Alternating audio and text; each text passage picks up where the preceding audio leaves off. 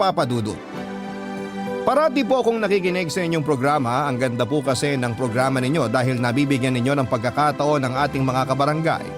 Ang katulad ko na ikwento ang naranasan sa buhay.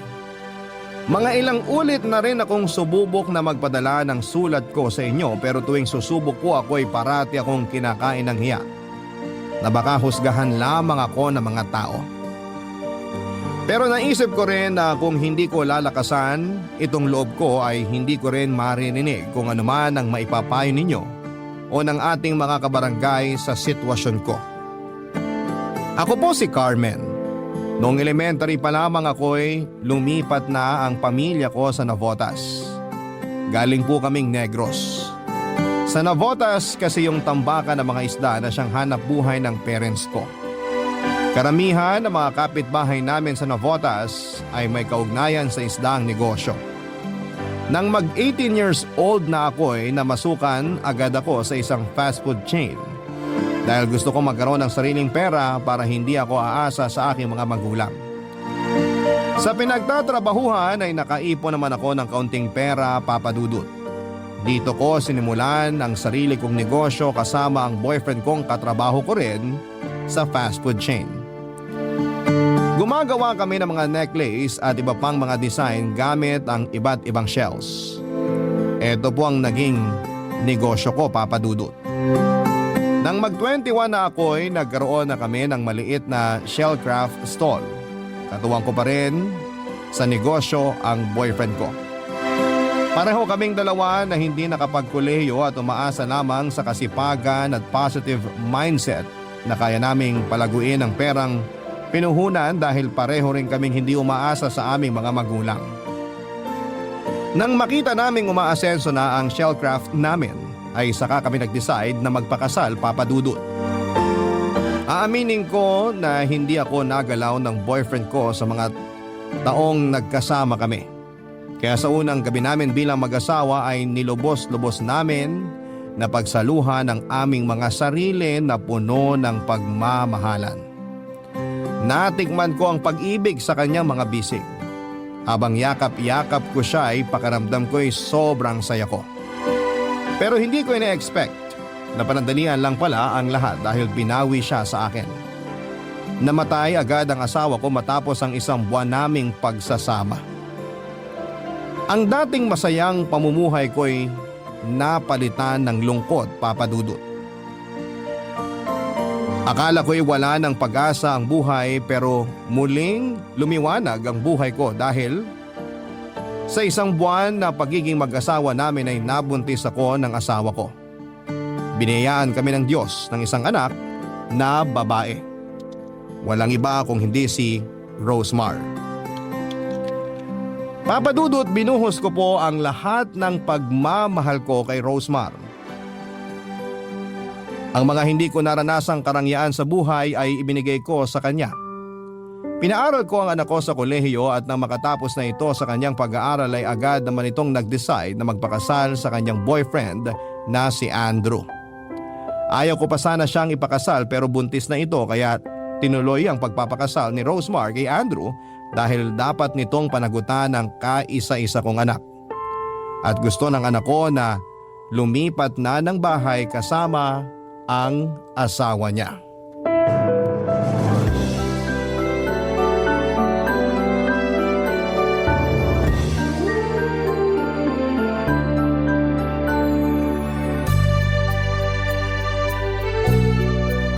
Ma, parang kailangan na naming lumipat ni Andrew ng bahay. Ano? Ito ba ang gusto mo, Andrew? Opo. Kasi nga po mag-asawa na kami. Naku, ayoko. Hindi talaga ako papayag na iwan mo ko, Rosemar. Kaya dito lang kayo tumira ni Andrew sa bahay ko. Malaki naman to. Anong gagawin ko sa bahay kung ako lang mag-isa rito, di ba? Nakakahiya naman po sa inyo, tita. Pwede naman po kami humanap ng maliit na bahay na uupahan. Napag-usapan na po namin to ni Rosemar. Naku, ano ba kayo? Gastos lang yun. At ano ba yung tita-tita na yan? Nakalimutan mo na naman. Dapat mama na ang itawag mo sa akin. Sorry po, mama. Ayan. Masanay ka nang tawagin akong mama, ha? Opo, Mama. Alam ko gusto mong masolo ang anak ko, Andrew. Pero iho, wag mo namang ilayo si Rosemar sa akin. Hindi pa talaga ako handa na lumayo ang anak ko sa akin eh. Si Rosemar lang ang anak ko kaya wag mo namang kaming paglayuin. Buti sana kung buhay pa ang mga magulang ko at may kasama ako sa bahay. Si Rosemar lang ang pamilya ko. Kayong dalawa. Kaya wag niyo naman akong iwan dito mag-isa. Maluwag ang bahay. Please anak. Andrew, wag mong ilayo si Rosemar sa akin. Sige po, Mama. Hindi ko ilalayo si Rosemar sa inyo. Sa bagay, Ma. Tama naman po kayo na dito kami tumira. Tayong dalawa na nga lang ang magkasama tapos iiwan pa kita. Kaya nga, kaya wag na kayo mag-isip na bubukod kayo ng bahay at iwan ako. Parang hindi ko talaga kaya. Hindi ko matanggap ang idea na yan. Si Mama talaga. Mahal na mahal kaya kita. Hindi ko kayang iwan ang pinakamaganda kong mama. Asus! Mahal rin kita. Kayong dalawa ni Andrew. Kayo ang mga anak ko. Mahal ko kayo. Payakap nga sa baby ko. Ay, nga pala Ma. Next week magbabakasyon kami ni Andrew ha. Okay lang ba na ikaw muna mag-isa dito sa bahay? Paano kung sabihin kong hindi okay? Ma naman eh. Mag-honeymoon pa ba kayo? Nauna na nga ang full moon sa tiyan mo. Pasensya na po, Ma. Aalagaan ko naman si Rosemar at ang magiging anak namin. Nako, okay na yan. Ang importante, ilang beses ko na itong sinabi sa'yo ha, na huwag mong saktan at lokohin ang anak ko. Ako talaga makakalaban mo. Hindi po tayo darating doon, Ma. Hindi ko po sasaktan si Rosemar. Mahal na mahal ko po siya. Huwag kayong mag-alala sa amin. Kinikilig naman ako, Han. Asus, kayo talaga. Sa harap ko pa talaga kayo nagharutan. Ma naman. Lambingan lang, hindi harutan. O siya, basta mag-ingat kayo. 3 buwan na lang at manganganak ka na, Rosemar. Excited na ako sa apo ko. Magiging lola ka na, Ma. Parang ang bata pa ni Mama para tawaging Lola. Tama si Andrew, dapat hindi lolang itawag ng apo ko sa akin. Ano po ba dapat, Ma? Mommy! Mommy ganda! Pwede. Ayan, baby. Excited na ang mami mo na makita ka. Ang maganda mong Mami.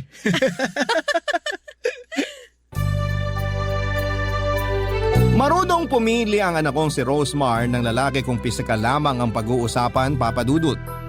Matikas ang pangangatawan ni Andrew, maputi at matangkad. Matangos ang ilong at pwede nga siyang maging artista o model sa kanyang kagwapuhan. Makalaglag panty ang tindig, dala ng pagiging mistiso nito.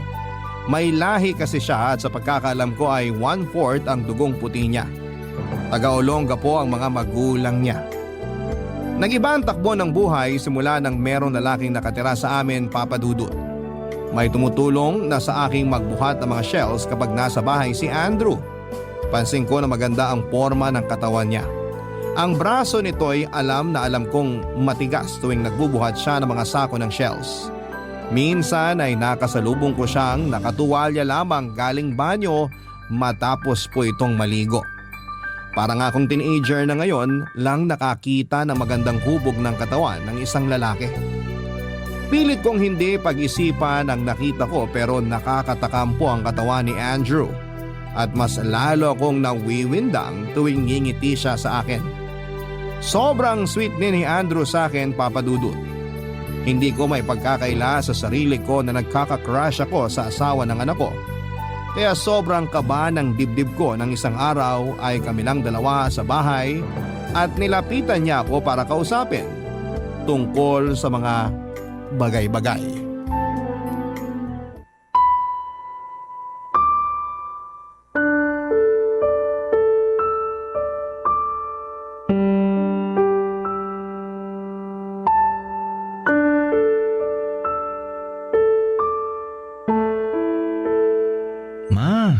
Kausapin niyo naman ako.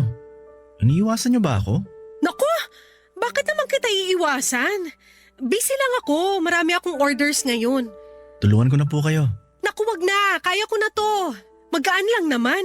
Ako na ang bubuhat galing dito sa mesa. Ako na po, Ma. Andrew, please. Bitawan mo ang kamay ko.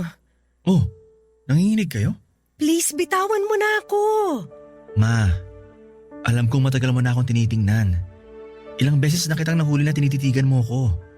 Alam kong may lihim kang pagtingin sa akin. Ano ba yung pinagsasasabi mo? Tumigil ka nga. Alam kong tama ako. Gusto mo ko, Ma. Halata sa tingin mo. Hindi mo ba naririnig yung sarili mo? Irespeto mo naman ako bilang magulang ng asawa mo. Parang anak na kita. Walang makakaalam. Ikaw at ako lang. Lumayo ka nga, Andrew. Baka kung ano magawa ko sa'yo. Hindi ba tuwing naliligo ako, hinihintay mo na lumabas ako ng banyo para lang makita ang katawan ko? Ilang beses kitang nahuli. Ilang beses kong sinadya yun. Doon ko natumbok na tama ang hinala ko. Walang duda. Gusto mo nga ako. Hindi totoo yan. Malisyoso ka lang. Ma, sabi ko nga sa'yo, walang makakaalam. Andrew, isa na lang. Bitawan mo ko. Huwag ka na mag-deny, Ma. Alam kong tinatago mo lang yung nararamdaman mo sa akin dahil asawa ko ng anak mo. Andrew, please. Magiging sikreto natin to. Itatago natin. Promise yan. Walang makakaalam. Tigilan mo ko, Andrew. Ano ba? Andrew!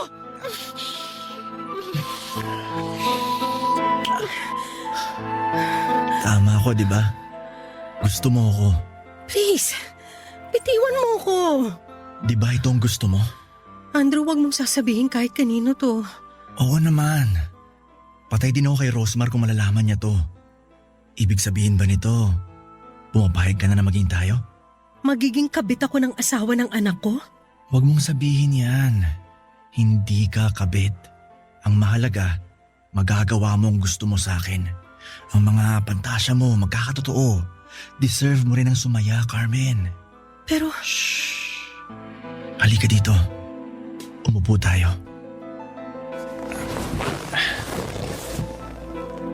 Alam mo ba, hindi lang ikaw nagpapantasya. Carmen, pinagpapantasyahan din kita na isang araw magkatabi tayo tulad nito. Na hinahawakan kita, hinahalikan. talaga ba? Oo, maniwala ka. Gusto kita, Carmen. Gustong gusto.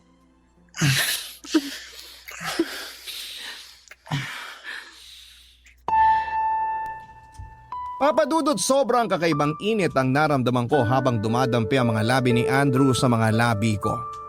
May ibang kuryenteng pumasok sa pagkatao ko. Ang kanyang mga braso na hinihimas ko at ang kanyang matipunong dibdib na bumabangga sa akin ay sobrang nagbibigay ng ibang init sa aking pagkatao. Sa aking pagkababae na matagal nang hindi nakayakap ng isang lalaki. Ginawa namin ang gawaing mag-asawa, Papa Dudut. Binigay ko ang sarili ko kay Andrew nang walang pag-aalinlangan dahil sa mga oras na yon ay uhaw na uhaw ako sa init na mga bisig ni Andrew. Ang nasa utak ko lamang ay mairaos ang nararamdaman ko na matagal ko nang pinipigilan. Hindi ko inisip ang pinagsaluhan kong kaligayahan ay ang kaligayahan ng anak ko. Inisip ko lamang na parang hiniram ko lamang ang oras na yon. Si Andrew. Wala sa isipan ko ang magiging kabit niya, ang maging karibal ng sarili kong anak at hindi ako mga agaw, hiniram ko lang sandali si Andrew noon. Pero kabit ba ang tawag sa akin at paano kong malalaman ng anak ko ang sikretong malupit na ito na may nangyari sa aming dalawa ng manugang ko na si Andrew, Papa Dudut. Barangay Love Stories. Barangay Love Stories. Papa Dudut, inilihim namin ni Andrew ang naging relasyon naming dalawa. Hindi ko lubos maisip sa buhay ko na magiging kabit ako ng asawa ng anak ko. Hindi ko akalain na magiging ahas ako sa anak ko. Kahit ganito ang nangyari ay mahal ko ang anak ko. Ayaw kong masaktan siya at ayaw kong masira ang pamilya nilang dalawa ni Andrew. Kaya walang araw na hindi ako natatakot na baka mabunyag na. Sa iisang bahay ay may dalawang ilaw na pinagsasaluhan ng nag-iisang haligi nito. Tama po, nakikisalo lamang ako. Hindi ko aangkinin si Andrew. hinihiram ko lamang siya. Tuwing wala si Rosemar ay nagaganap ang mga gusto namin ni Andrew. Malaya kaming ginagawa ang nagpapasaya sa aking pagkababae. Umabot ako sa punto na parang parati kong hinihiling na sana'y parating wala ang anak ko para kaming dalawa lamang ni Andrew ang nasa bahay at mangyayari ang gusto naming mangyari na walang nakakaalam. Umabot ako sa ganon, Papa Dudut. Isang araw nang magsiping kaming dalawa ni Andrew ay muntik na kaming mahuli ni Rosemar.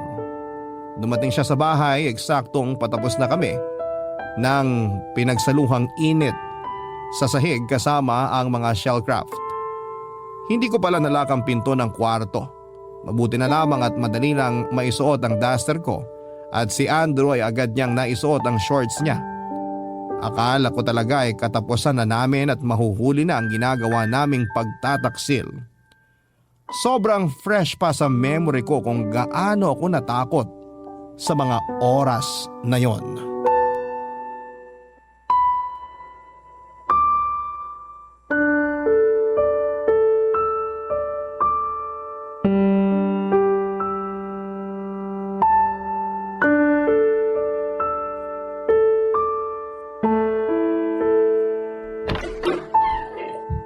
Rosemar! Han! Oh, bakit parang nakakita ka ng multo? Pawis na pawis ka.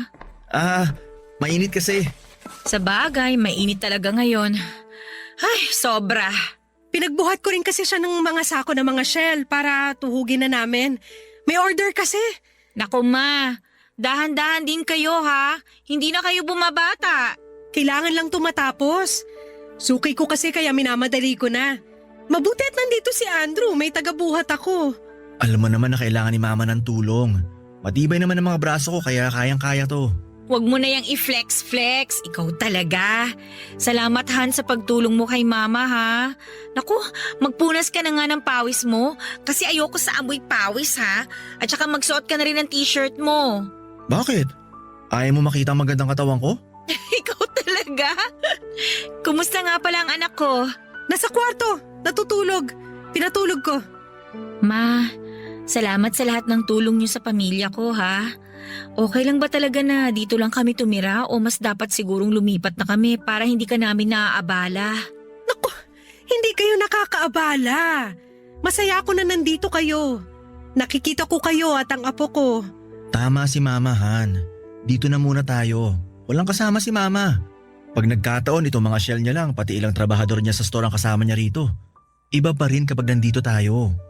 O sige, mas komportable naman ako na dito tayo pero Andrew, humanap ka ng trabaho ha. Sabi ng papa mo dapat na tayong lumipat ng bahay para daw magporsige kang maghanap ng trabaho. Si Papa talaga. Huwag kang mag-alala. Hahanap ako pero for now, dito muna ako tutulong sa negosyo ni Mama Carmen. Lalo na ngayon na marami ang order kaya inaakit niya na dito para dito gawin ang iba. Alam mo, okay na okay sa akin kasi nakakatulong ka dito kay Mama. Pero mas maigi rin na may totoong trabaho ka talaga. Don't worry, Han. Hahanap ako. Pakis nga ako. Naku, magpunas ka muna. Amoy pawis ka talaga. Parang pagod na pagod ka sa pagbubuhat ah. Ito na nga, magpupunas na. Punta lang ako sa kwarto natin. Maligo ka na rin. Tsura nito. Ma, ano, okay ka lang ba dito? Okay lang ba ang lahat pagdating sa negosyo mo? Bakit naman ako hindi magiging okay? Kabisado ko na ang pasikot-sikot dito tsaka hindi naman ako nawawala ng customer. Ito ang libangan ko at dito kita binuhay. Sa bagay. Tsaka alam ko nag-e-enjoy ka dito. Pero ma, alagaan mo rin yung sarili mo ha. Parang hindi ka na nagsusuklay eh. Tsaka ma, magbra ka rin kahit nandito ka lang sa bahay. Baka mamaya may makakita sa yung ibang tao. Ngayon lang naman to. Mainit kasi. Kahit na. Ikaw talaga ma. Payakap nga ako sa mama ko. Mahal na mahal kita ma. Mahal din kita anak. Ay, teka. Pawis ka rin ma. Ano ba tong init ngayon ano? Grabe tuloy yung tagaktak ng pawis nyo. Kaya nga, sobrang init. Pinapawisan ako. Kailangan ko na rin magpunas. Kailangan mo nga ma.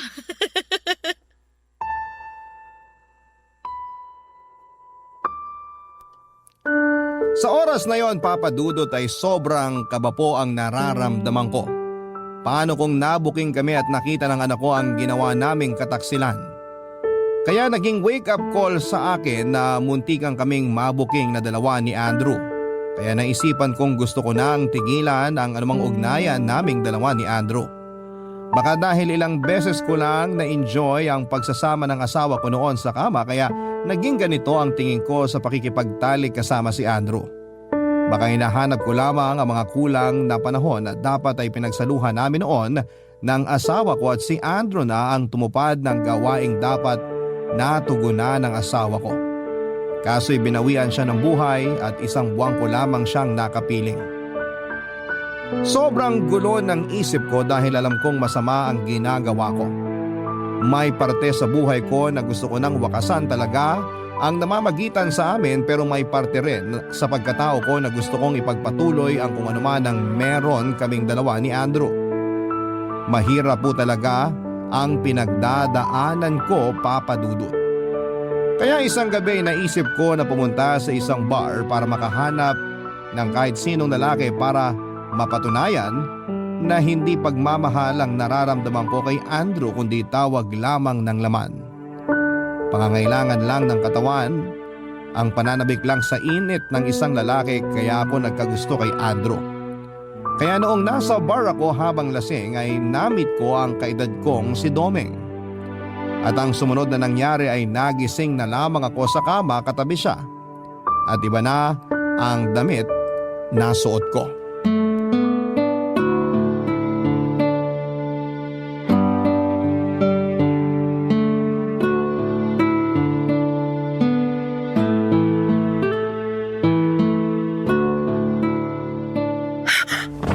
Ano nangyari?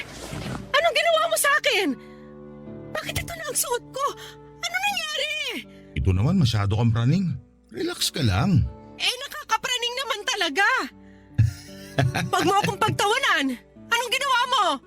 Teka, may nangyari ba sa atin? Anong ginawa mo sa akin? Nangyari sa atin? Naku, wala. Mali ang iniisip mo. Matino akong lalaki, no? Hindi ako naniniwala sa'yo. Grabe ka naman. Nagmamalasakit na nga ako sa'yo eh. Anong malasakit ang pinagsasasabi mo? Yan ang problema. Magpapakalasing ka na sobra tapos ngayon nagbibinta ka ng kung ano-ano. For the record, walang nangyari sa ating dalawa. Hindi naman ako ganung tao. May respeto ako sa babae kasi may kapatid din naman akong babae at may nanay ako. Pero bakit nandito ako sa kama mo? Bakit magkatabi tayo at bakit iba na tong suot ko? Nasobrahan ka sa inom kaya nasukaan mo yung damit mo. Kaya pinalitan ko suot mo. Ibig sabihin nakita mo ang katawan ko? Ano naman? Gusto mo matulog na may suka? Nakakahiya. Huwag ka nang mahiya. Ang importante, maayos ka na. Kailangan ko na palang umuwi. Pero masakit ng ulo ko. Hangover yan. Uminom ka na maraming tubig. Pinagluto na rin kita na makakain mo. Kumain ka muna bago ka umuwi sa inyo. Salamat. Domeng. Ako si Domeng, Carmen. Sobrang nalasing ata talaga ako kagabi. Hindi ko na maalala pangalan mo. Ano pa kaya mga pinaggagawa ko? Medyo halatang lasing ka nga kagabi pero maayos ka pa naman. Wala kang ibang ginawa kundi ang sumuka. Naku, para akong matandang lasengga. Hindi naman. Halata lang na hindi ka sanay uminom. Hindi nga ba? Oo, hindi nga. Domeng, salamat ha. Kung hindi ka ang nakasama ko, baka ano nang nangyari sa akin. Walang anuman. Sige na, tumayo ka na dyan. Kumain ka. Kaya mo na ba? Parang kaya ko naman pero mabigat pa rin ang ulo ko. Mawawala rin yan. Sana nga mawala agad to. Pero parang lalagnatin ako sa sakit. Ihatid na kita mamaya kung okay lang sa'yo para naman makauwi ka na maayos. Naku, wag na. Kaya ko na. Ito naman, huwag ka na mahiya. Wala naman akong trabaho ngayon. Kaya hindi abala sa akin kung yan ang iniisip mo. Salamat, Domeng. Teka, baka may asawa ka na at ako... Single pa ako. Talaga? Oo. Parang kailangan ko na nga ng kasama pa uwi. Ayun. Sasamahan kita pa uwi. Kumain ka muna. Sige. Matapos akong kumain ay hinatid na ako ni Domeng sa bahay, Papa Dudut. Siniguro niya talagang safe akong makakarating sa bahay. Sa totoo lang ay naging kampante ako sa kanya kaya noong niyaya niya akong lumabas ay sumama agad ako. Madali niyang nakuha ang loob ko, madali niya akong napaibig. O pag-ibig ba talaga ang nararamdaman ko sa kanya sa mga oras na yon? Basta ang alam ko sa sarili ko ay gusto ko nang mawala ang pagnanasa ko kay Andrew. Gusto kong putulin ang ugnayan naming dalawa at hindi na higit pa sa pagiging mother-son-in-law ang relationship namin. Gusto kong maging normal na manugang na lamang ang relasyon ko sa kanya.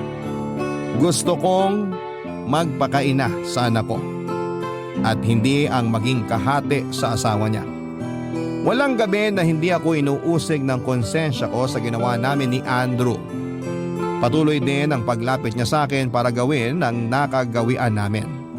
Pero tumatanggi na ako at nahahalata niyang may iba akong lalaki.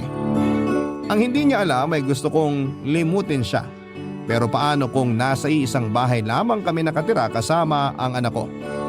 Kaya kapag magkasama kami ni Domeng ay mas nararamdaman ko ang kapayapaan na sana'y si Domeng na lamang ang dumating kaagad sa buhay ko para hindi na nangyari sa aming dalawa ni Andrew ang kasalanang pinagsaluhan namin. Walang sabit si Domeng at may trabaho po ito.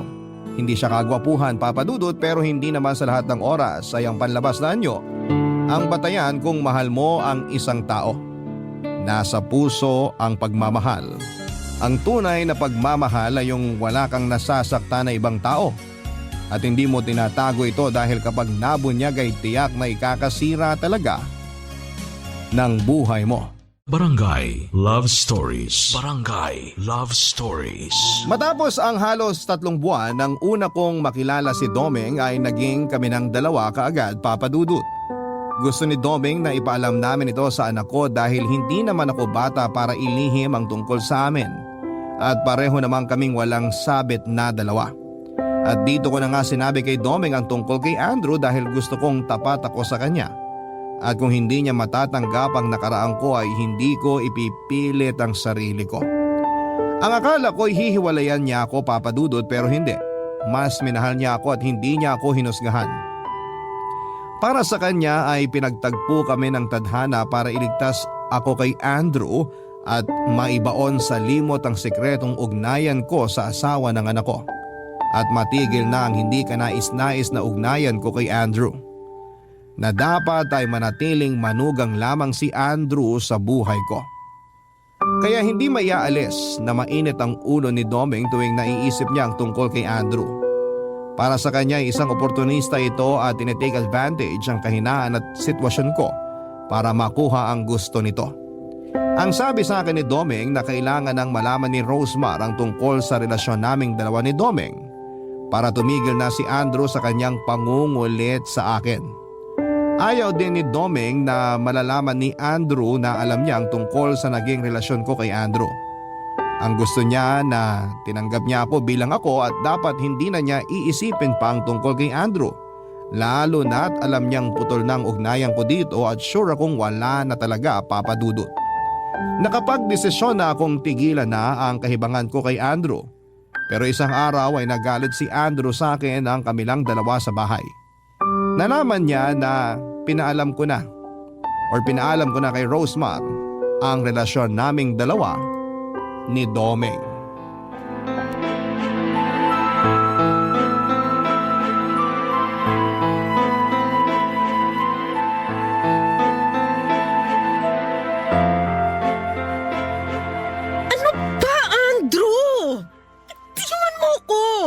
Anong ginagawa mo?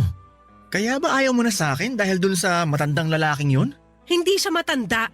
Kaedad ko siya. At wala siyang sabit. Siya ang dapat kong patulan at hindi ikaw. Kaya tigilan mo na ako. Mahal ko si Domeng. Mahal ko siya kaya pwede ba tigilan mo na ako? Hindi ako naniniwalang mahal mo si Domeng. Gusto mo lang takasan ang relasyon natin. Ito ang tama. Walang tayo. Dapat sa simula pa lang alam mo na walang tayo. Carmen naman, alam kong masaya ka sa akin. Masaya ka sa ginagawa ko sa'yo. Andrew, tama na. Mahalin mo ang anak ko. Yan ang tama mong gawin. At ang mahalin ko si Domeng ang nararapat kong pagtuunan ng pansin. Kaya please lang tumigil ka na.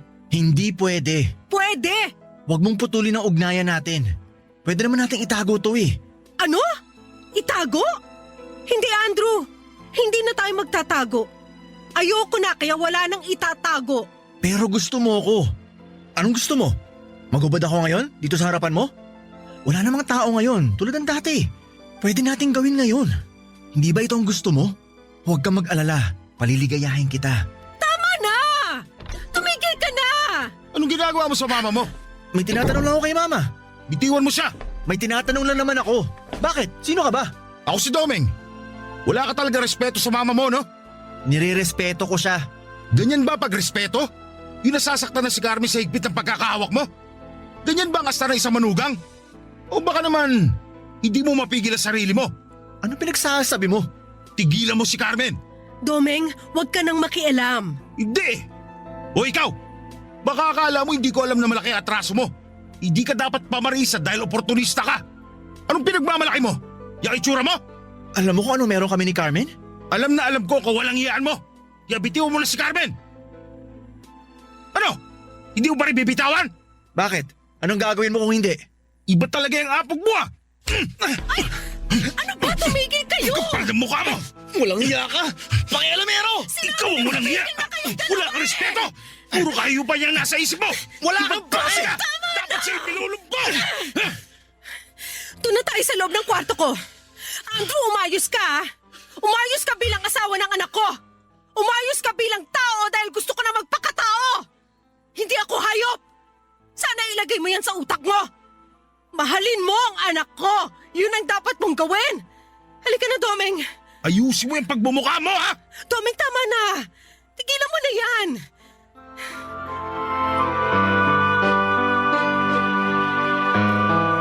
Papadudot naging panangga ko si Domeng laban kay Andrew. Siya ang matibay na pader na sinasandalan ko sa mga oras na yon. Kung wala si Domeng, siguro ay patuloy akong ginagamit ni Andrew. Patuloy ang pagtataksil ko sa anak ko at patuloy ang ahasan sa loob ng bahay. Nalaman ni Rosemar ang nangyari kay Andrew at kay Domeng. Naging masama ang loob ni Rosemar kay Domeng dahil sa natamong pasa ni Andrew sa mukha niya. Hindi alam ni Rosemar ang tunay na nangyari at pinalabas lamang namin na nag-aaway ang dalawa. Kaya nagsapakan dahil hindi sa pagkakaintindihan. Kaya naisipan kong lumipat na lamang kami ni Domeng ng bahay. Ibinigay ko sa anak ko ang bahay ko bilang pamana sa kanya at bilang kabayaran sa nagawa kong kasalanan na hindi niya alam. Gusto kong umiwas na sa gulo, Papa Dudut. Gusto kong iwasan ang tukso at gusto kong iwasan si Andrew. Ayaw pa sana ni Rosemar na ipamana ko sa kanyang bahay at lumipat na kami ni Domeng pero tinanggap niya rin ang desisyon ko. Nasa Navotas pa rin ang shellcraft ko at umuupa kami ng maliit na bahay ni Domeng. Para kami nagsisimula parang katulad ng una kong asawa. Naisipan din namin ang magpakasal para tuluyan ang kalimutan ng tila bangungot ko sa tuwing nakikita ko ang anak ko. Sa totoo lang, Papa Dudut, tuwing kaharap ko si Rosemar ay inuusig ako ng konsensya. Isang araw, Papa Dudut, ginawa ako ng surprise birthday party ng anak kong si Rosemar. Na doon syempre si Andrew. Masaya ako sa surprise pero kumakabog sa kaba ang dibdib ko tuwing kaharap ko si Andrew. Lalo na't nagsisimula na naman siya sa mga banat niya sa akin.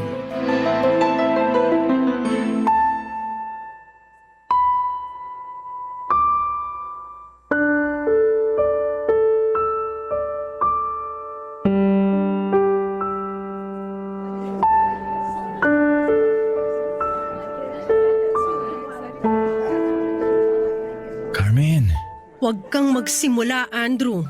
alam kong gusto mo pa rin ako. Pwede pa rin natin gawin yung mga ginagawa natin.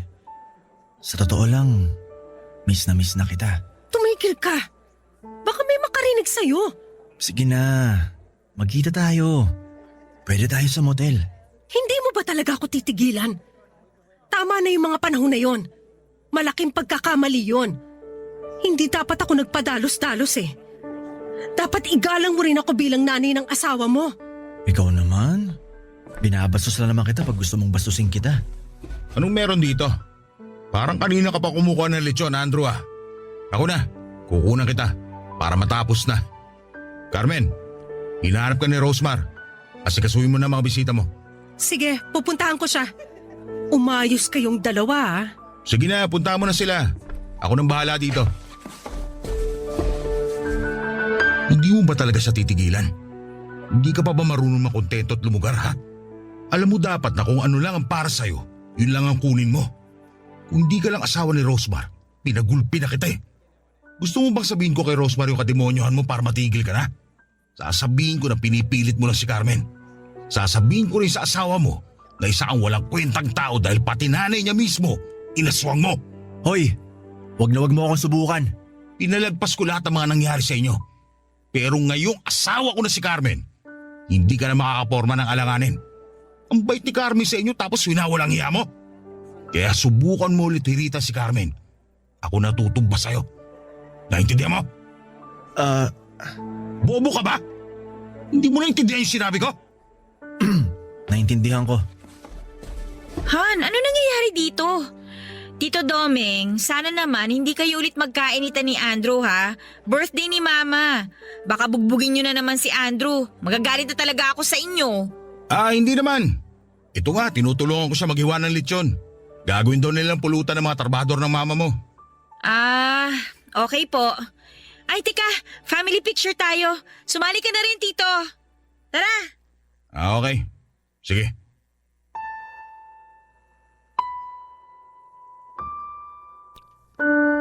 Simula noon, Papa Dudut, ay hindi na lumapit si Andrew sa akin.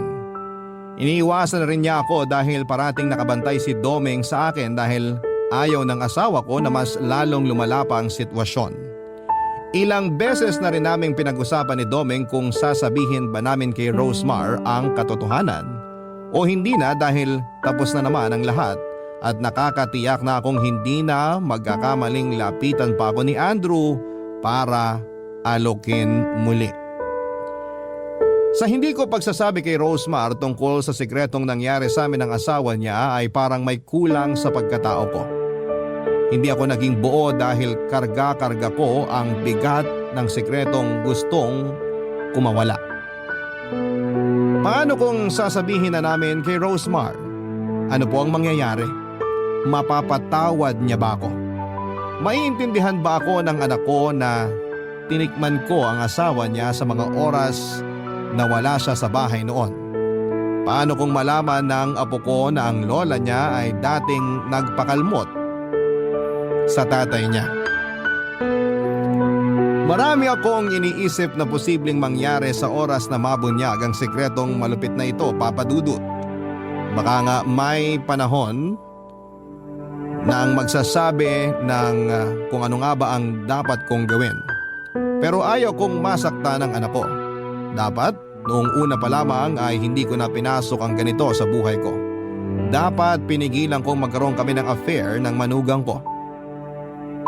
Papa Dudut, handa po akong tanggapin ang kaparasahan sa mga nagawa ko. Gusto kong mamuhay na wala itong pag-uusig sa konsensya ko. Sana kung kaya ko na ang sabihin ng katotohanan sa anak ko ay mapatawad niya ako. Matatanggap niya ako tulad ng pagtanggap sa akin ni Domeng, tulad ng pagmamahal ni Domeng na walang hinihinging kondisyon. Ang inyong forever kapuso at kabarangay, Carmen. Dear Papa Dudut, kilala ang pamilyang Pilipino sa pagkakabuklod-buklod. Nasa kultura na po natin na magsama-sama 1 o 2 beses sa isang taon para magkumustahan sa pamamagitan ng reunion. Noong bata pa kami ng mga kapatid ko ay laging sinasabi sa amin ni Mama na pamilya lang daw ang matatakbuhan namin sa oras ng kagipitan at pangangailangan. Kaya dapat ay hindi namin sirain anumang relasyon ang meron kami sa aming mga kamag-anak. At kahit na nga ngayong matanda na ako ay dala-dala ko pa rin sa puso ko ang mga pangaral na yon sa amin ng nanay namin. Bago ko ipagpatuloy ang pagkukwento ay gusto ko munang bumati ng isang magandang tanghali sa mga kabarangay natin. Ako si Lana, kaka-34 ko pa lamang at taga Fairview, Quezon City. Isa ako sa mga libu-libong tagapakinig ninyo. Sa katunayan ay Nahawaan ko na nga ang mister ko sa pagmamarathon ng mga istorya ninyo online. Bukod kasi sa mga aral at inspirasyon sa buhay na napupulot namin sa pakikinig sa Barangay Love Stories, nagsisilbi na rin po yung bonding namin ng asawa ko, Papa Dudut. Pero hindi love story namin ang gusto kong ibahagi sa kwento ko ngayong tanghali. Magsisimula ang lahat 3 years ago onwards. Dati kaming nakatira sa Navotas dahil mangingisda ang tatay ko. Doon na rin sila nagkakilala ni Mama at karamihan sa mga kamag-anak namin ay taga doon din. Masasabi ko na masaya at magulo ang kabataan ko kasama ang mga kapatid ko't pinsan. Hindi po kami mayaman pero laging pinaghahandaan nila Mama at ng mga kapatid niya ang Pasko at bagong taon kung saan ay nagsasama-sama kami para kumain at magpalaro. Yon ang kaugaliang kinalakhan ko. Kaya inakala kong perpekto ang aming pamilya.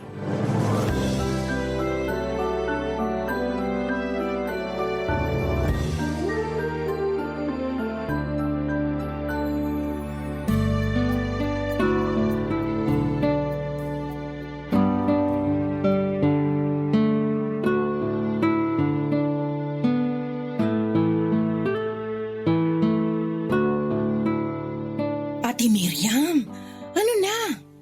Ano na ba yon, Adora? Kailan mo planong pansinin yung nanliligaw sa'yo dun sa may water refilling station? Dinig ko, gustong-gusto ka raw nun. Tsaka, biyudo yun, kaya ayos na rin. Ano pa pinagsasasabi mo? Kilabutan ka nga. Bakit ako magpapaligaw ay may asawa akong tao? Santisi mong babaeng to? Alam naman natin na hindi na magtatagal yung buhay ng asawa mo. Manahimik ka nga! Matakot ka nga sa Diyos! May takot ako sa Diyos, ano? Lagi nga ako nagsisimba tuwing linggo at nagro-rosaryo gabi-gabi. Kung totoo yung sinasabi mo, sana alam mo sa sarili mo na masama yung iniisip mo. Hindi porke may sakit ang asawa ko ganyan mo na tratuhin. Masyado ka namang ano. Ikaw lang naman inaalala ko. Ano nga ko inaalala mo? Siyempre! Masarap kaya yung may kasama sa buhay lalo na pagtanda natin. Ako nga nakatatlo na eh. Madali kasi akong magsawa kaya pag ayoko na pinapalitan ko na. Ikaw yun! Magkaiba tayo. Mahal ko ang asawa ko. At kahit na ano mangyari, hindi ko siya ipagpapalit sa iba. Kaya ko naman ang sarili ko. Tsaka may mga anak ako, hindi ko kailangan maghanap ng ibang kasama. Hindi naman garansya na makakasama mo pa dito sa bahay niyo yung mga anak mo, lalo na pag nagsipag-asawa na sila. Nandito na po ako. Wala na. Bakit ngayon ka lang, nak? Ay, heavy traffic po kasi kaya medyo ginabi ako. Tapos may hinuhukay pang kanal dun sa main road kaya isang kalsada lang yung nadadaanan. Hassle nga po eh. Uy, Tia, nandito po pala kayo sa bahay. Oo, nakikipagkwentuhan lang naman ako dito sa nanay mo. Talaga po? Gusto ko nang paalisin tong tsahin mo eh. Nakakainis kasi yung mga sinasabi. Grabe ka naman ate. Tungkol saan po ba yung pinag-uusapan nyo kung ayos lang malaman? Ayos lang naman, pero baka pati ikaw mainis. Napakasulsul mo talaga. Bakit maiinis si Nana? Sigurado ako na pag nalaman niya baka nga matuwa pa siya at pasalamatan ako. Tungkol saan nga po kasi yun, Tia? May nagkakagusto kasi sa mama mo. Yung may-ari ng water refilling station dun sa kanto. Biyudo yun. Malaki na rin ang mga anak. Sinabi ko lang naman dito sa nanay mo na magpaligaw na kasi syempre, hindi natin sigurado ang buhay. Sobra naman po kayo. Buhay pa po yung tatay namin. Konting respeto naman. Anong konting respetong pinagsasasabi mo? Bastos po kasi yung sinabi nyo. Ano bastos dun? Lahat bastos. Hindi ko alam kung paano nyo nakuhang sabihin yun eh. Alam nyo na nga may pinagdadaanan yung pamilya namin dahil sa pagkakasakit ni Papa. Imbis na mapagaan nyo yung loob namin, lalo nyo lang pinabibigat. Depende yon kung paano nyo tatanggapin. Minasama nyo. Kaya kasalanan nyo yun. Talaga namang, ayaw pang tumigil ah. Huwag mo na lang patulan yung tiya mo. Baka hindi pa yan nakakapaghapunan eh. Mabuti pa umuwi ka na sa inyo, Adora. Baka nga hinahanap ka na ng mga anak mo eh. Anong oras na oh? Uuwi naman talaga ako Pero, pautakin mo muna ako ng bigas. Gawin mo ng 3 kilo pero sa sunod na linggo na yung bayad Dali na para makauwi na ako.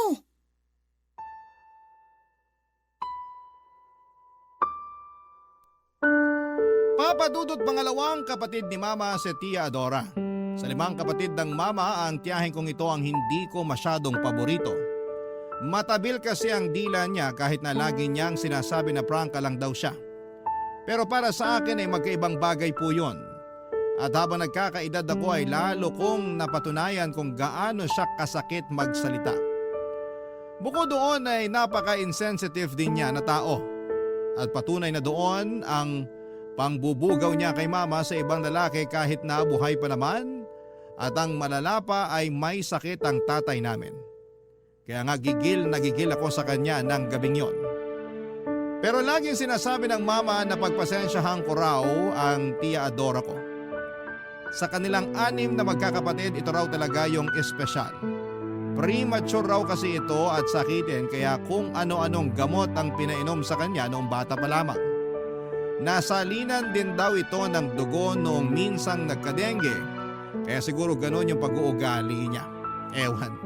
Pero hindi talaga nakakatuwa itong tiyahin ko at kahit na anong pangunawa ang gawin ko ay dumarating pa rin yung puntong bigla na lamang may sumasanib sa akin na masamang espiritu para patulan ko siya, papadudot.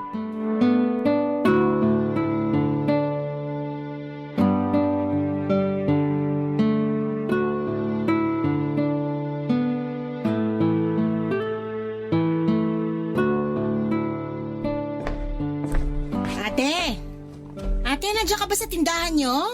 Ay, tiya, kayo pala. Wala po si Mama, namalengke po. Ay, ganun ba? Pwede ba akong makautang? Ano pong uutangin nyo? Panlaba lang sana. Sabong bareta tsaka powder. Ay, samahan mo na rin ng sabong mabango, pampaligo tsaka shampoo at conditioner. Sige po, pero kailan nyo po planong bayaran? Grabe ka naman. Di ko pa nga nagagamit yung mga inutang ko. Tinatanong mo na kung kailan ko babayaran. Huwag nyo po sanang masamain. Siyempre, pinapaikot lang ni Mama yung puhunan ng tindahan. Babayaran ko naman kayo Masyado kong sigurista. Ilang beses nyo na po kasing sinabi yan, pero hanggang ngayon wala pa rin kayong inaabot na pambayad. Yung inutang nyong bigas, sabi nyo babayaran nyo sa susunod na linggo. Hanggang ngayon, wala pa rin. Tapos pumatong na lang yun sa mga utang nyo nung nakaraang buwan pa. Madadagdagan na naman po ngayon. Wala na pong space sa listahan nyo, oh. Di isulat mo sa likod. Late-late na bagay pinoproblema mo. Huwag naman po kayong ganyang magsalita. Paano hindi ako magkakaganito? Akala mo ang laki-laki ng kasalanan ko sa inyo kamag-anak nyo naman ako. Kaya nga po pinagpapasensyahan namin kayo kapag delay yung bayad nyo kasi kamag-anak namin kayo.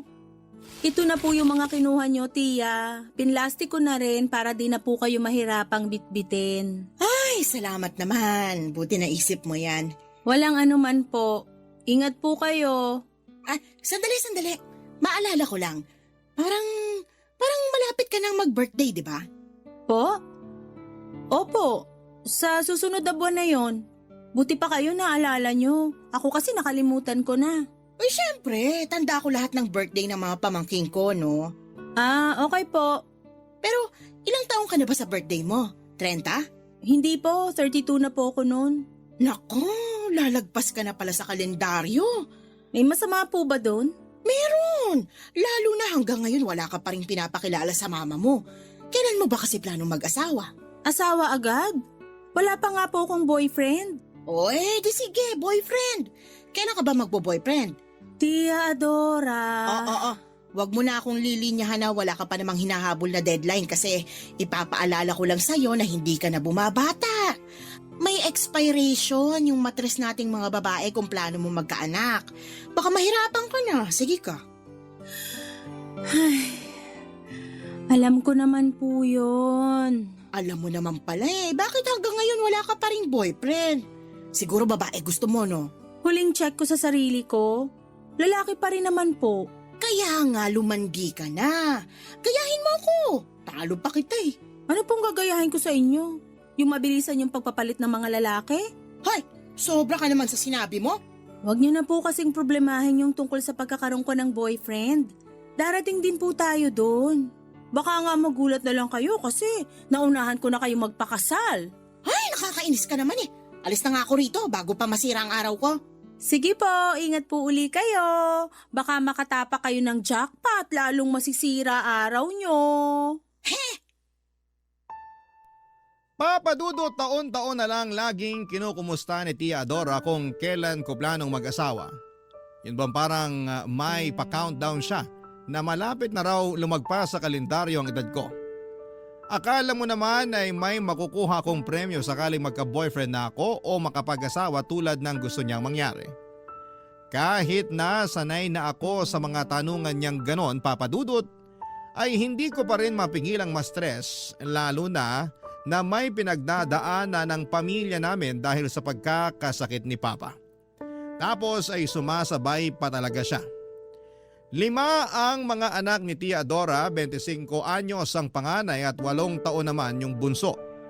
May naging karelasyon siyang mga lalaki at nagkaanak sa mga ito, pero kapwa hindi nauwi sa kasalan. Bale sa una niyang kinasama, 3 ang naging anak niya at sa pangalawa naman ay 2. Hiwalay na rin naman siya doon at noong mga panahong yon ay meron na siyang boyfriend na mas bata sa kanya ng 15 taon. 43 years old na ang tiyahin ko at 28 naman na yung boyfriend niya. 3 taon lang ang tanda sa panganay niya. At lagi niyang binibida na talo pa raw niya ako dahil sa edad niyang yon ay may asim pa siya at ibubuga sa mga lalaki. Barangay Love Stories. Barangay Love Stories. Papadudot, hindi naman ako nakikipagkompetensya sa tiyahin ko. At kahit na may sinasabi sa kanya yung iba naming kamag-anak dahil sa pagiging bida-bida niya, ay hindi ko na yon ginagatungan pa lalo't hindi ganoon yung tinuro sa amin ng mga magulang namin.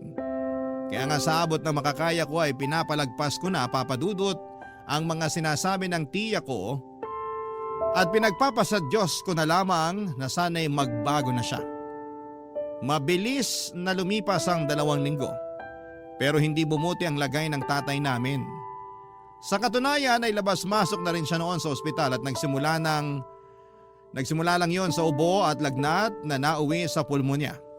Noong huling beses na dinala namin siya sa ospital, ay huling beses na rin pala na makikita namin siyang buhay, Papadudot. Ang sakit mawala ng magulang pero inisip na lang namin na nakapagpahinga na siya sa piling ng Panginoon. Pinagtulungan naming magkakapatid ang burol at libing ng tatay namin. Kahit na malungkot ang aming pamilya ay nagpapasalamat pa rin kami sa Diyos. Dahil binigyan niya kami ng pagkakataon na makasama si Papa ng ilang taon bago niya ito bawiin sa amin. Kahit na iniwan na kami ng tatay namin, nanatiling matatag ang aming pamilya. Nangako kami ng mga kapatid ko sa isa't isa na hindi namin pababayaan ang mama namin. Pero lagi namang sinasabi ni mama na kaya niya ang sarili niya at ayos lang daw kung gusto na naming mag-asawa o bumukod. Malalaki na rin kasi kami at nasa tamang edad na rin. Tapos na rin kami sa pag-aaral, may pinagkakakitaan namang maliit na tindahan si mama. Pero pinangako ko sa sarili ko na habang wala pa akong asawa ay babantayan ko ang mama namin at aalagaan ko siya. Mabilis nga na lumipas ang 3 buwan at nakarating sa kaalaman ko na patuloy pa rin kinukulit ng tiyahin ko si mama na magpaligaw gayong wala na raw naman ang tatay namin. Grabe kung hindi ba naman talaga tinamaan ng lintik, Papadudot.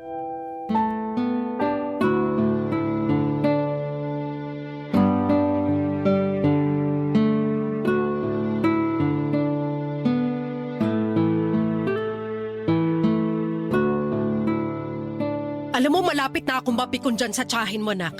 Ang kulit!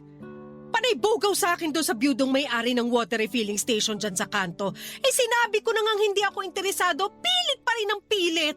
Bilib nga po ko sa inyo kasi hanggang ngayon hindi pa kayo napipikon kay Tia. Mapipikon pa lang, sabi nyo.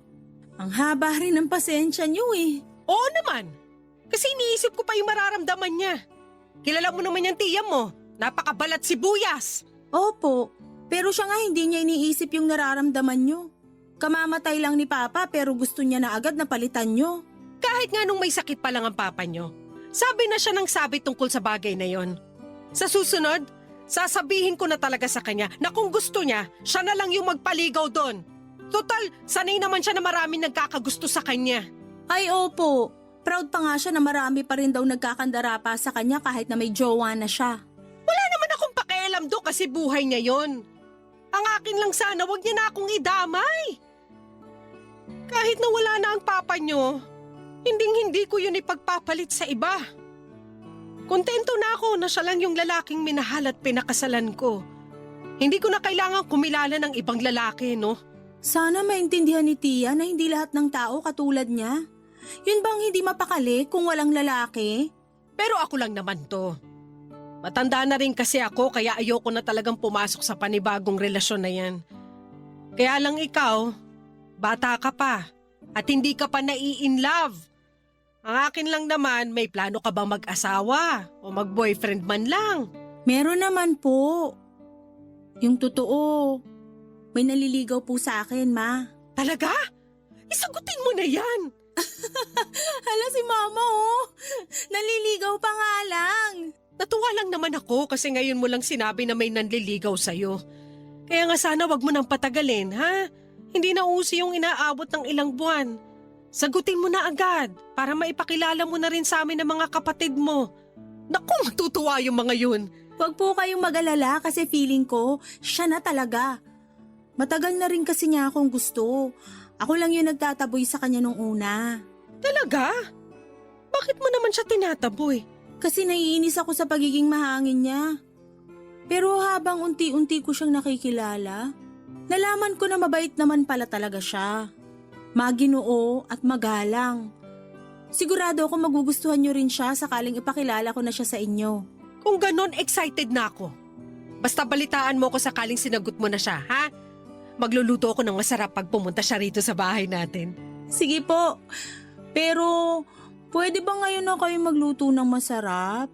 Namimiss ko na po kasi yung special sisig niyo eh. Nung nakaraang araw pa ako nagkikrave noon. Nako, at naglambing na nga atong anak ko. Sige na po. Ako na magbabantay sa tindahan habang nagluluto kayo. Damihan niyo po ng sili ah. Gusto ko yung maanghang. Oo, nadamihan ko talaga para pag humingi yung tiya mo ay mapaltos yung bibig niya sa anghang. Naman. Joke lang. Pero kilala mo naman yung tsahin mong yun. Kahit 5 bahay yung layo sa atin, naaamoy niya pa rin kung ano yung niluluto nating ulam. Lalo na kung masarap. Oo nga po. Maya-maya pupunta na siya rito na may dalang platito. Oo, tapos masahol doon may panibago na naman siyang uutangin sa tindahan natin. Ay, nako! Si Adora talaga! Papa Dudut, tuwang-tuwa si Mama nang malaman niyang merong nanliligaw sa akin. Sa katunayan ay gusto na raw niyang sagutin ko yon para naman maipakilala ko na sa kanya. Sa totoo lang ay matagal na kami nag-uusap nitong katrabaho ko. Masugid ko na talaga siyang manliligaw pero hindi ko lang masyadong pinapansin. Akala ko ay mawawala na lang yung pagkagusto niya sa akin pero ako yung biglang nagkagusto sa kanya. Siguro'y ginayuman niya ako pero hindi naman ako nagrereklamo. Masarap naman talagang ma-in love kaya nga pagkalipas lang ng 2 linggo, Papa Dudut, ay binigay ko na sa kanya ang matamis kong oo. As usual ay nakarating sa buong angka namin na sa wakas ay may boyfriend na ako. At nung araw nga na dinala ko siya sa bahay para ipakilala kay Mama at sa mga kapatid ko abay biglang umiksena si Tia Dora. Nakala mo'y kung sinong nakapagtanong sa boyfriend ko. Ang malala ay tungkol pa sa personal niyang buhay ang mga tinanong ni Tia. Katulad ng ilan silang magkakapatid, may business raw ba ang mga magulang ni boyfriend at kung magkano raw ang sinasahod niya. Katwiran ni Tia Adora ay concern lamang daw siya sa akin. Kung kaya ba niyang buhayin ang pamangkin niya kapag nagpakasal na kami. Nakakaloka. Hindi nagtagal ay na-engage kami ng boyfriend ko at nagpakasal na rin kami, Papa Dudut. Nang mga panahong yon ay may bahay na kami na binigay ng parents ng asawa ko sa kanya. Pero i-renovate pa lang namin kaya sa bahay muna kami tumira. kasama si mama lalo na noong nabuntis ako. Inabot din ng 1 taon ang renovation pero dahil cesarean ako ay pinili ko muna magstay sa bahay namin para maalagaan ni mama. Ang hirap din kasing kumilos kung ako lang mag-isa, lalo na at sariwa pa yung tahi ko. Pero nakaraos din naman ako at hindi nagtagal ay sumapit yung araw ng pagpapabinyag namin sa aming baby. Pero hindi ko akalain na pati yon ay guguluhin ni Tia Adora nang mag-imbita siya ng sandamakmak niyang mga kazumba sa binyag ng anak ko para makikain, Papa Dudut.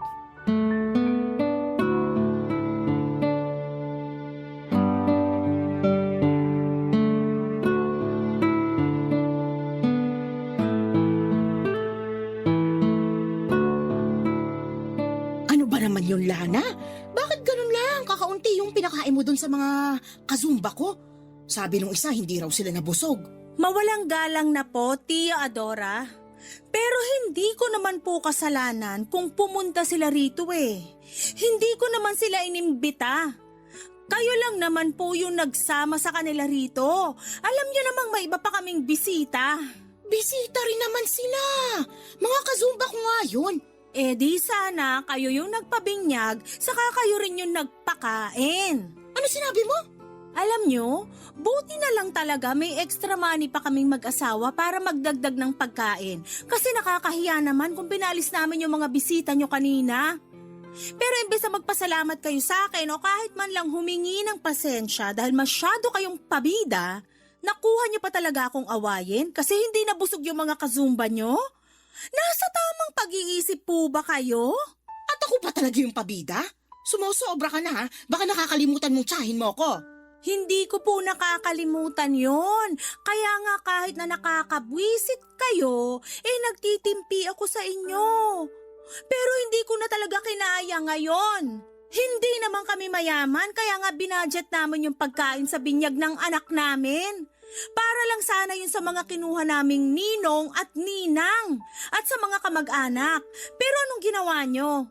Nagsama kayo ng ibang tao tapos gusto nyong pakainin ko silang lahat?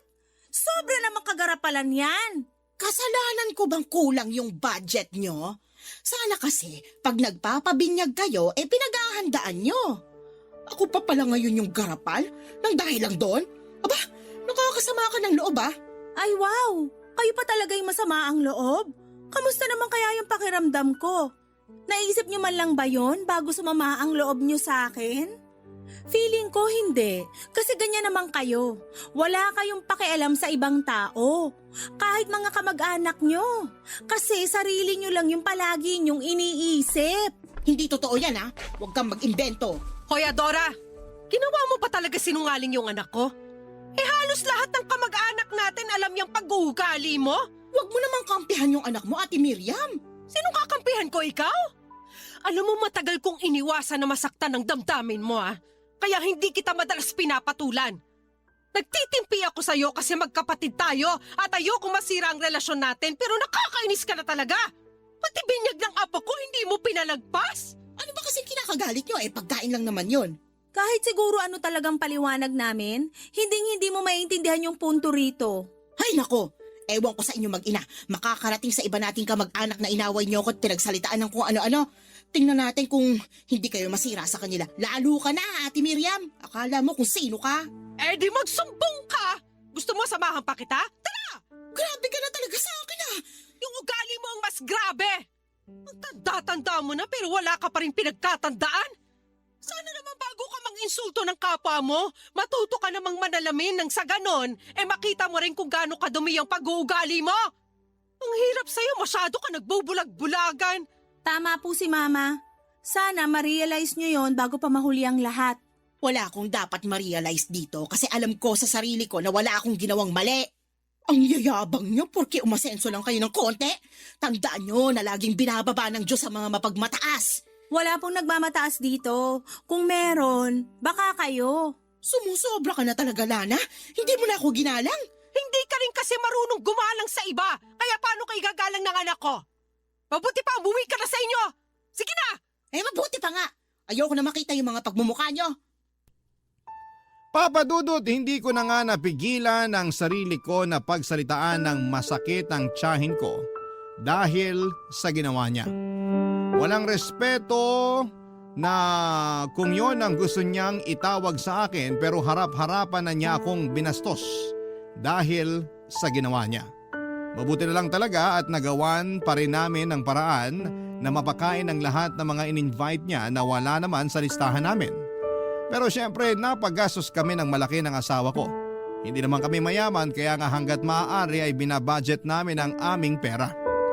Pagkatapos ng insidenteng yon ay naggalit at nagtampo sa akin si Tia Dora. Hindi niya ako kinausap at narinig ko na lamang na chinichismis niya kami ni Mama sa iba naming mga kamag-anak, Papa Dudut. Pero mas marami siyang sinasabi tungkol sa akin na kung ano-anong hindi magaganda sa pandinig tulad ng maramot daw ako, gahaman, at hindi na aasenso. Alam ng mga kamag-anak namin na hindi yun totoo dahil matulungin akong tao. Pero sinabi ng mister ko na wala naman daw akong dapat na patunayan kasi alam din naman nila kung gaano kagarapal ang tiyahin namin. At habang tumatagal, Papa Dudut, imbis na magbago ay lalong lumalala ang ugali niya sa pagiging tsismosa, Papa Dudut. Barangay Love Stories. Barangay Love Stories.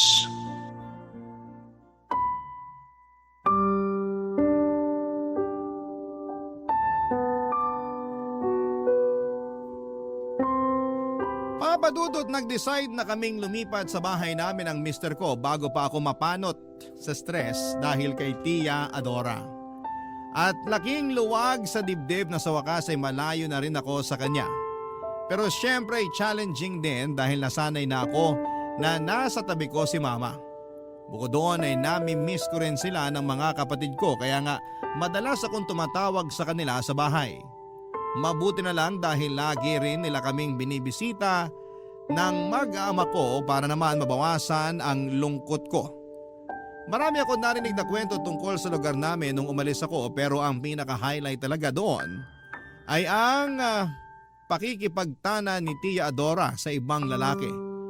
Na nakilala lang daw niya sa isang dating app isang buwan pagkatapos kong umalis sa Navotas.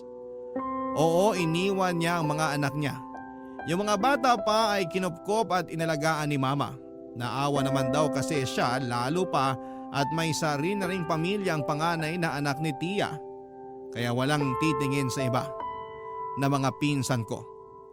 Wala namang kaso sa akin yon dahil naaawa din ako sa kanila. Para na rin kahit papaano ay may kasama si Mama sa bahay at pagbabantay ng tindahan niya, Papa Dudut.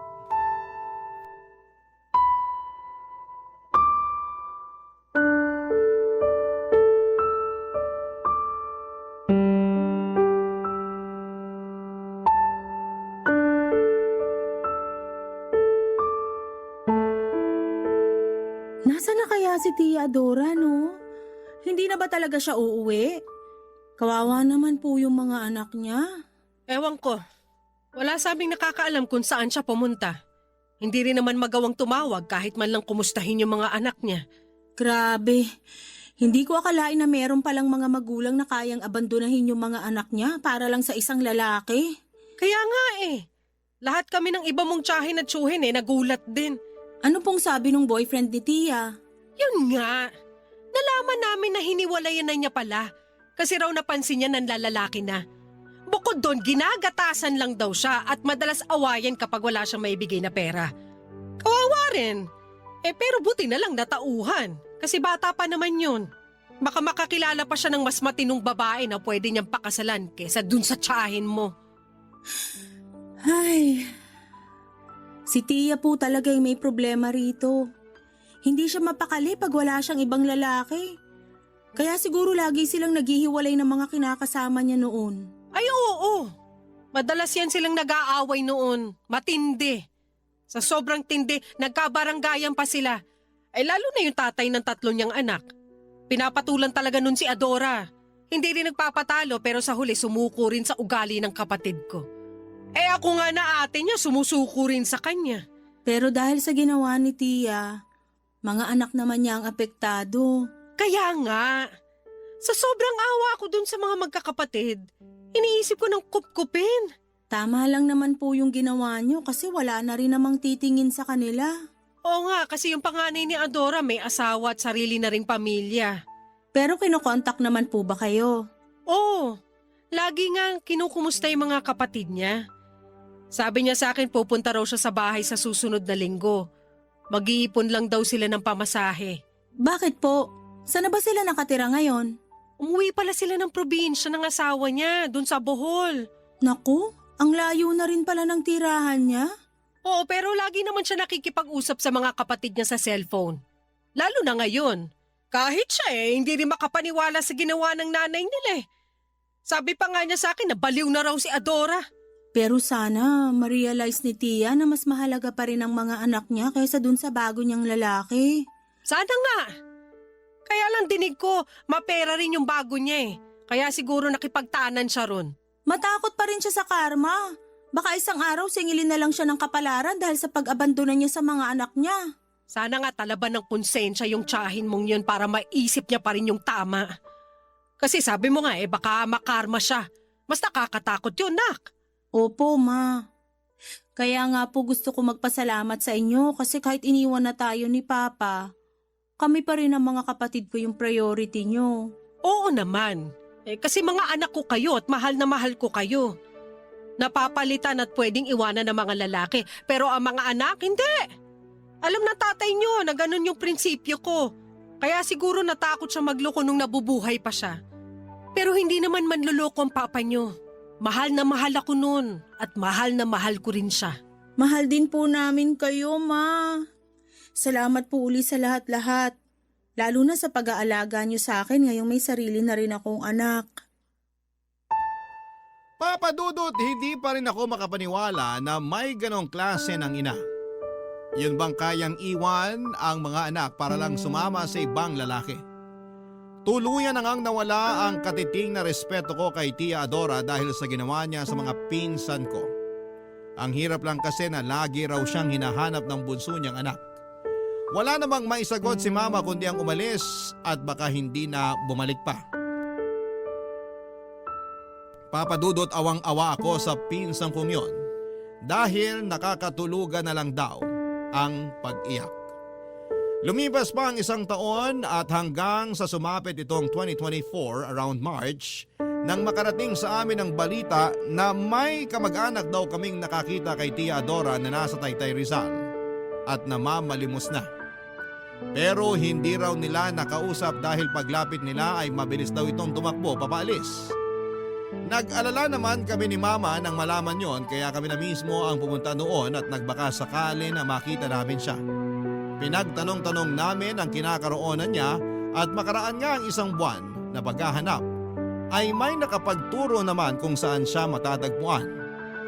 Dinala kami ng aming paghahanap sa isang maliit na paupahang kwarto sa bayan ng Angono. Doon namin natagpuan ang aming hinahanap.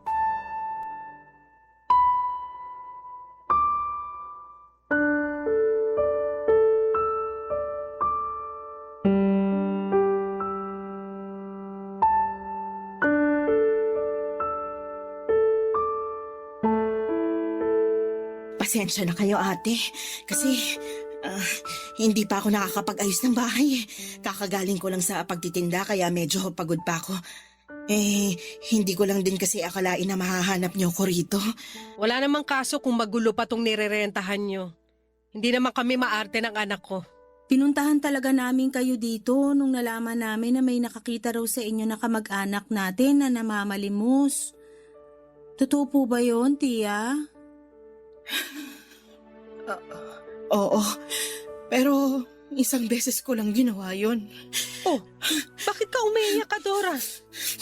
Desperado na kasi ako noon eh. Wala nang tindahang nagpapautang sa amin eh. Gutom na kami ng anak ko. Ilang araw na kaming hindi kumakain.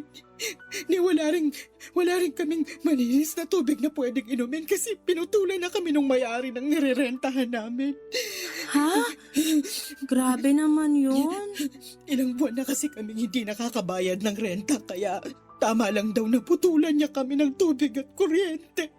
Tapos, palalayasin niya na sana kami kung wala pa ako maibabayad. Kaya nga dumilihensya na ako sa pamamalimos. Hiyang-hiya ako pero tiniis ko na lang. Kasi nga, para rin naman yan sa amin ng anak ko eh. Kaso, doon ko nga nakita yung isa nating kamag-anak. Lalapitan niya sana ako pero natakot ako kaya tumakbo ako palayo. Bakit mo kasi siya tinakbuhan? Sana noon pa lang nahanap ka na namin at nalaman na namin ang sitwasyon mo. Nahihiya ako. Ayokong maging usap-usapan niyo pag umuwi ako sa atin. Wala na akong mukhang ihaharap sa mga kamag-anak natin kasi kasalanan ko naman eh. Siguro nga ito na yung karma ko kasi iniwan ko yung mga anak ko. Ang sama-sama akong ina. Tahan na po, Tia.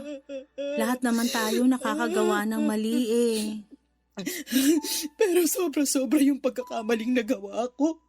Piruin mo, inabandon ako yung mga anak ko para sumama sa ibang lalaki. Kaya siguro pinarusahan ako ng Diyos kayo nang kunin niya sa akin yung anak ko. Anong ibig mong sabihin? Namatay na yung anak namin nung nakaraang buwan lang, ate. Mahapaginghangit. Nagkasakit siya. Lumala kasi hindi ko agad nasugod sa ospital. Tapos, huli na nung nadala ko. Ang hirap. Ang sakit mawala ng anak. Tapos humingi ako ng tulong sa barangay para maipalibing yung anak kong namatay kasi walang-wala talaga ako. Hindi ko na nga siya naiburol. Tapos, yung natirang pera sa donasyon nila sa akin ginamit ko pampuhunan para makapagtinda-tinda ako. Pinakiusapan ko rin yung may-ari ng nirerentahan ko na huwag akong paalisin kasi baka sakali na ako matulog. Buti na lang naawa siya sa akin. Bakit kasi hindi ka na lang umuwi sa atin sa Navotas? Hinihintay ka rin ng mga anak mo. Nahihiya nga kasi ako sa inyo. Siguradong pagtatawanan ako ng iba nating mga kamag-anak. Hindi nila gagawin yon pag nalaman nila mga pinagdaanan mo. Pasensya ka na kasi naduwag din talaga ako. Hanggang ngayon, hiyang-hiya ako sa inyo ni Lana pero buti na lang din na nahanap niyo ako. Alam ng Diyos kung gaano ko kayo gustong makita at makausap para humingi ng tawad. Ang laki-laki ng kasalanan ko sa inyo. Wala na yun sa amin ni Mama, Tia Adora. Napatawad ka na namin. Kaya nga nung nalaman namin na nakita ka ng kamag-anak natin dito sa Rizal, nagpursige kami na hanapin ka para kamustahin. Hindi lang namin nakalain na ganun na pala katindi yung pinagdaanan mo. Pero tandaan mo, Tia, nakasama mo na kami ngayon at hindi ka na mag-iisa. Tama si Lana. Kaya umuwi ka na sa bahay. Kasi hinihintay ka na rin ng mga anak mo. Miss na miss ka na nila, lalo na yung bunso mo. Oo, ate. Uuwi na ako. Miss na miss ko na rin sila.